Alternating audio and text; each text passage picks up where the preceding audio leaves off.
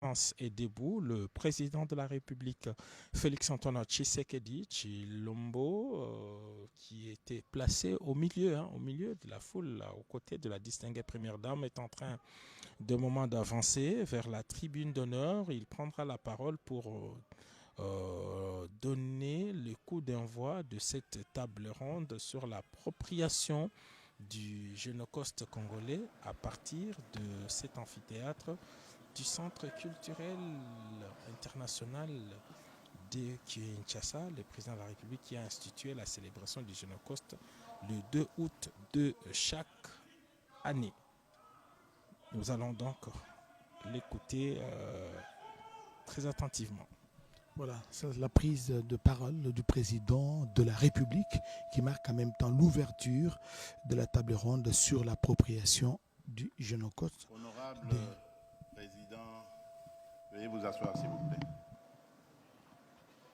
Honorable président de l'Assemblée nationale ici représenté, honorable président du Sénat ici représenté, Madame la Première ministre, chef du gouvernement, Monsieur le Président de la Cour constitutionnelle et Président du Conseil supérieur de la magistrature, honorables députés et sénateurs, Mesdames et Messieurs les membres du gouvernement, Messieurs les membres des institutions d'appui à la démocratie, Mesdames et Messieurs les membres du corps diplomatique et représentants des organisations internationales accréditées en République démocratique du Congo, Monsieur le gouverneur de la ville de Kinshasa, distingués invités, Mesdames et Messieurs,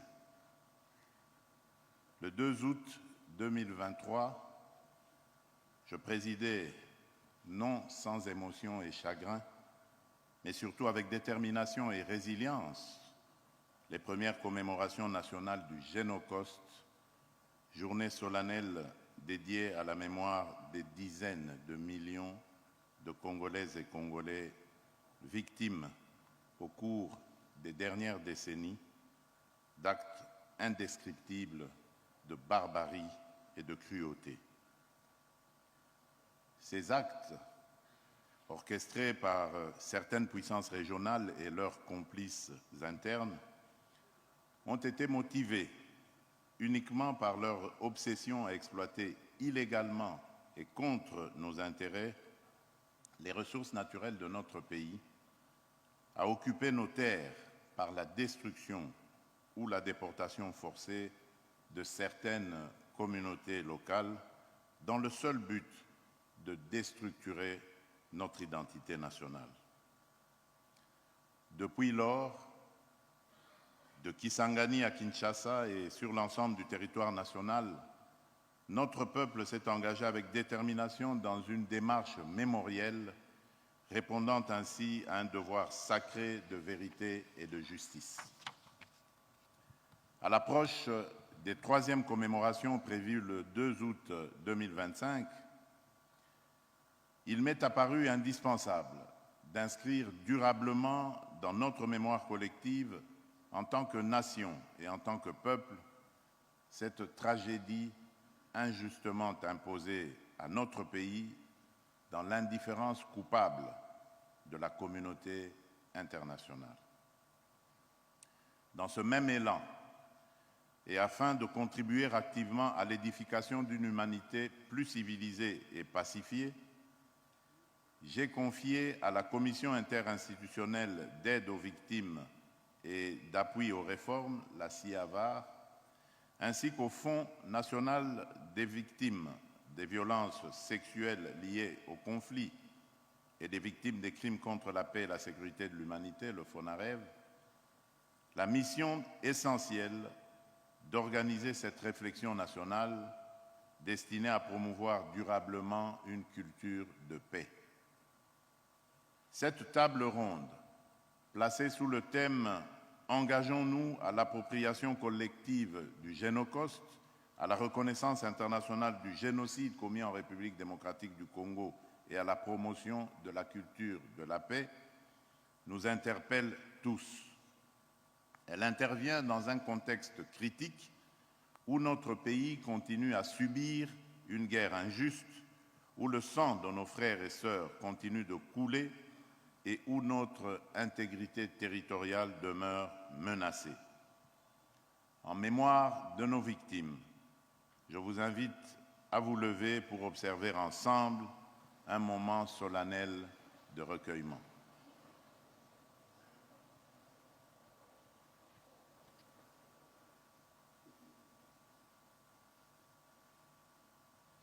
Je vous remercie.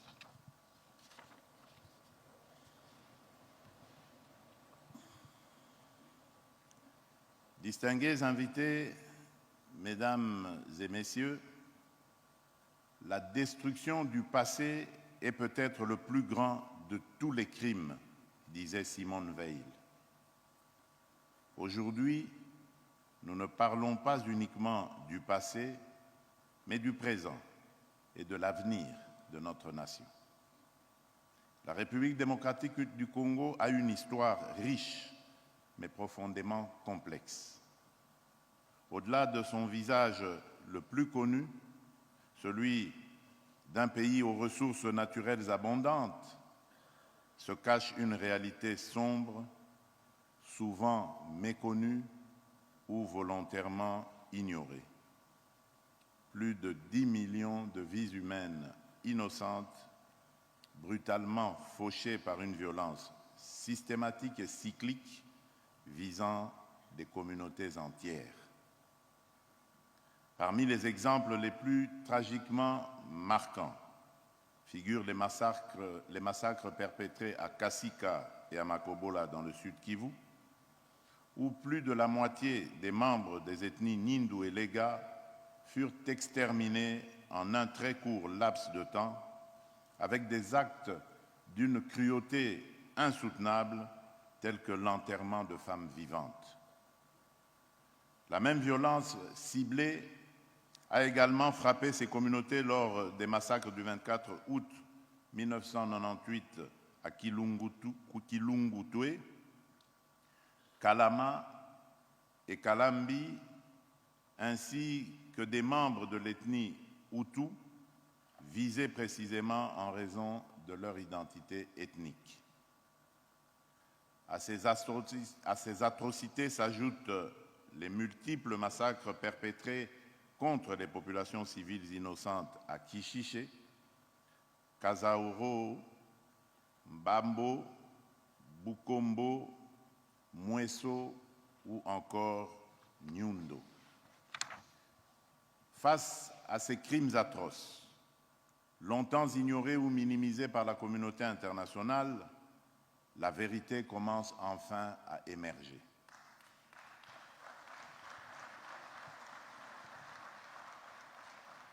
Divers rapports détaillés des Nations Unies, incontestables, ont clairement établi la réalité d'innombrables crimes et des violations massives des droits humains et du droit international humanitaire commis depuis 1993 sur le sol congolais. Ces actes atroces, perpétrés directement ou indirectement par certains pays voisins, en particulier le Rwanda, à travers des forces négatives qu'ils créent, forment, arment et soutiennent, ne laissent plus aucun doute quant à l'existence d'un véritable génocide dans chacun de ces tragiques épisodes. Il est évident que ces massacres s'inscrivent dans une volonté délibérée du Rwanda et des forces négatives qu'il dirige d'anéantir totalement ou en partie des groupes ethniques précis en République démocratique du Congo. Cette détermination est d'autant plus incompréhensible venant d'un pays ayant lui-même subi par le passé les horreurs d'une telle barbarie déshumanisante. Au lieu de perpétuer ces atrocités en d'autres lieux et d'autres époques, ce pays aurait dû logiquement rejoindre les efforts universels visant à promouvoir la paix, la dignité humaine et l'harmonie entre les peuples. Aujourd'hui, les nations prennent davantage conscience que cette tragédie humaine sanctionnant certains hauts responsables au sein du gouvernement et du commandement militaire du Rwanda, ainsi que des responsables du M23 AFC. Je rappelle toutefois que notre combat pour la vérité et la justice est loin d'être achevé. À cet effet, j'annonce la mise en place imminente d'un groupe interdisciplinaire d'experts chargé d'évaluer de manière rigoureuse et systématique les préjudices subis et les pertes humaines liées aux crimes de masse, notamment ceux relevant spécifiquement du génocide perpétré sur le territoire de la République démocratique du Congo.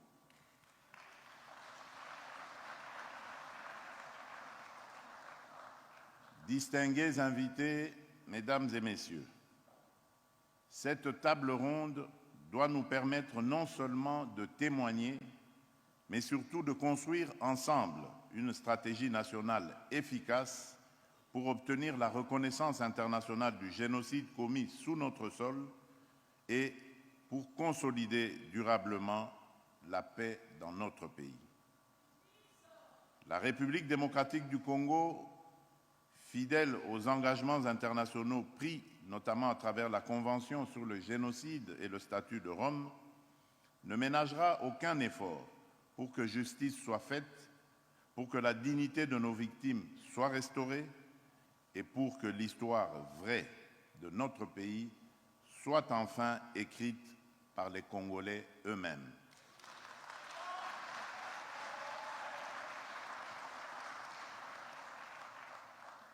Mes chers compatriotes, notre marche vers la vérité et la paix est semée d'embûches politiques, diplomatiques et idéologiques.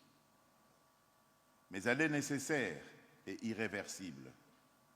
Elle est portée par la résilience d'un peuple déterminé à triompher des ténèbres pour bâtir un avenir de paix, de justice et de dignité. Et nous devons tous y travailler. En ouvrant officiellement cette table ronde, je nous invite tous à être à la hauteur de cette responsabilité historique. Puisse la lumière de l'espoir éclairer à nouveau nos vies meurtries et que la paix et la justice guident nos pas sur le chemin de la guérison parce que c'est encore possible.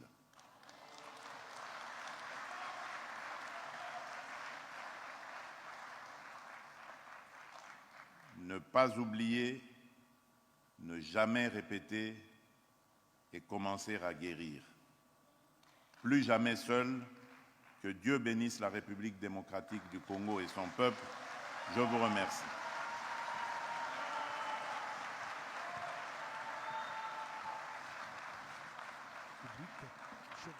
Félix Antoine Tshisekedi Tshilombo à l'occasion de l'ouverture de la table ronde sur l'appropriation du Génocoste. Enfin, la cérémonie de ce jour. Giscard Koussema. Il ne suffit pas seulement de témoigner, comme l'a dit le chef de l'État, mais aussi et surtout de mettre sur pied une stratégie nationale efficace pour la reconnaissance du génocide en République démocratique du Congo, afin de créer, d'établir une paix et durable. Et voilà l'essentiel de l'adresse du président de la République. Il a même également dit que il se propose de mettre sur pied un groupe d'experts, un groupe de réflexion, n'est-ce pas, pour voir comment... Yes, wakisikiliza vizuri utajua nini ambacho rais ana address kwa watu, na hapo ndipo ni lazima uchunguze na uangalie, na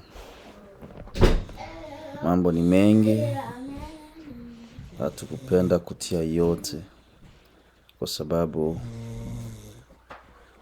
tukipenda kutia yote muda ni mchache. Kwa hiyo endelea kuwa pamoja nasi. Hii ni TK TV. Kama hujawahi kusubscribe, tafadhali subscribe na ushare. Pia tia comment yako pale chini ili tuboreshe zaidi. Hii ni TK TV ikiwaletea kila update. Bye.